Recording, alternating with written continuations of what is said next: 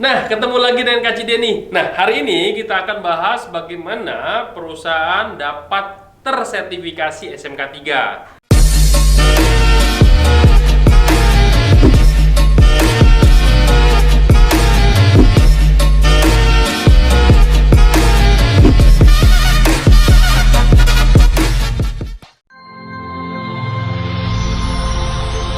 Video ini dipersembahkan oleh Mediatama Academy. Training K3, langsung kerja.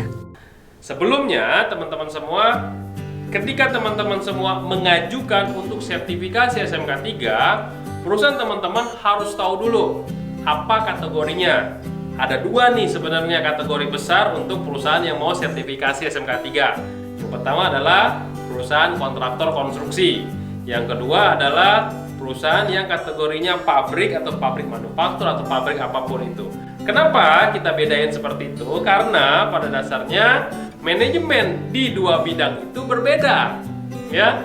Walaupun sama-sama manajemen, tapi targetnya ketika dia mengambil sertifikasi SMK 3 itu berbeda. Contoh, kontraktor konstruksi. Ketika manajemennya ditanya, "Pak, tujuan untuk sertifikasi SMK 3 buat apa?" "Saya sertifikasi SMK 3 untuk keperluan tender nih Pak Denny." Ingat ya, kebanyakan manajemen dari kontraktor konstruksi, perusahaan yang ambil sertifikasi SMK 3 adalah tujuannya adalah buat tender. Tapi ketika di bidang pabrik, ya, ketika ditanya apa tujuan untuk sertifikasi SMK 3 adalah untuk kepatuhan regulasi dan untuk mencegah terjadinya kecelakaan kerja serta penyakit akibat kerja. Nah, dari situ aja kita tahu nih, ya teman-teman semua, ketika mau sertifikasi SMK 3, tujuan manajemen teman-teman semua harus jelas dulu. Apakah hanya untuk administrasi tender saja atau ada keperluan kepentingan yang lain. Nah, untuk teman-teman semua yang dari kontraktor konstruksi, yang harus teman-teman lakukan adalah yang pertama, pastikan di perusahaan teman-teman semua sudah ada belum organisasi K3 yang dikenal dengan istilah P2K3. P2K3 sendiri itu diatur di dalam Permenaker nomor 4 tahun 1987. Dipastikan di sana harus ada ketua, sekretaris, dan anggota. Nah, tugas teman-teman semua pastikan ketuanya adalah pucuk pimpinan di tempat kerja. Ingat, bahasanya adalah tempat kerja. Yang mana juga P2K3 juga tertulis di sana tempat kerja yang mempekerjakan lebih dari 100 orang atau kurang dari 100 orang tapi memiliki potensi bahaya besar. Apa aja besar itu?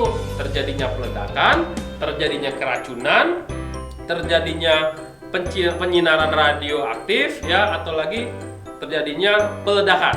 Nah, itu adalah potensi bahaya besar.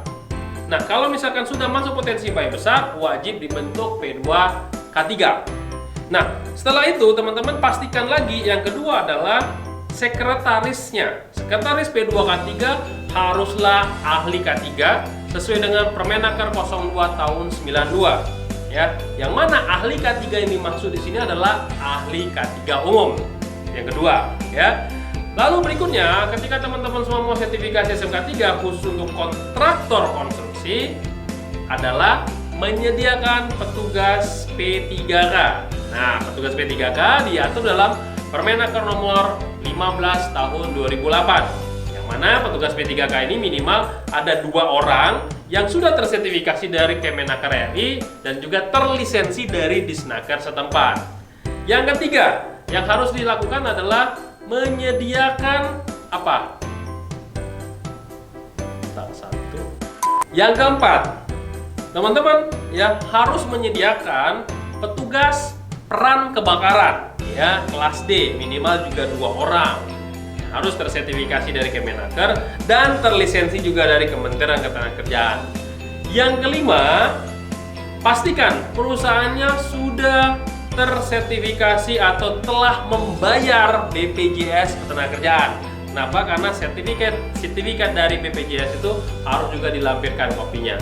Yang keenam, harus melakukan pengukuran lingkungan kerja, ya minimal lah kalau teman-teman semua punya gedung, punya kantor, diceklah yang namanya cahaya, kelembapan, suhu, minimal seperti itu.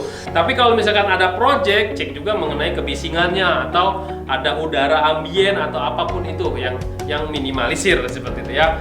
Yang terakhir yang ketujuh adalah melakukan pemeriksaan kesehatan terhadap pekerjanya. Minimal ada direktur, ada GM, ada manajer, supervisor, ataupun ada pekerja minimal 5 orang. Nah, itu persyaratan untuk kontraktor konstruksi secara minimum requirement atau minimum persyaratan legal yang harus disiapkan. Dan ada tambahan lagi, legal perusahaan adalah akte notaris, SIUP, kalau ada SIUP ya, kalau sekarang sudah diganti semua NIB, lalu domisili, lalu Kemenkumham, dan administrasi yang lain. Nah, semua harus dilampirkan untuk dilaporkan ke Kementerian Ketenagakerjaan. Kalau dari tadi ketujuh tadi salah satu aja tidak ada, itu belum bisa teman-teman. Jadi dianggap temuan yang belum atau yang harus diselesaikan sebelum laporan tersebut dikirimkan ke Kementerian Ketenagakerjaan.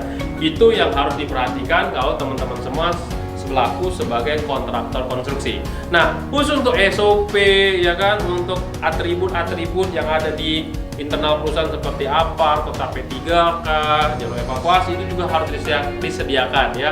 Jadi nanti pada saat audit yang kayak gitu juga harus teman-teman siapkan ya, walaupun fokus untuk dokumen tadi adalah 7 itu sebagai persyaratan utamanya.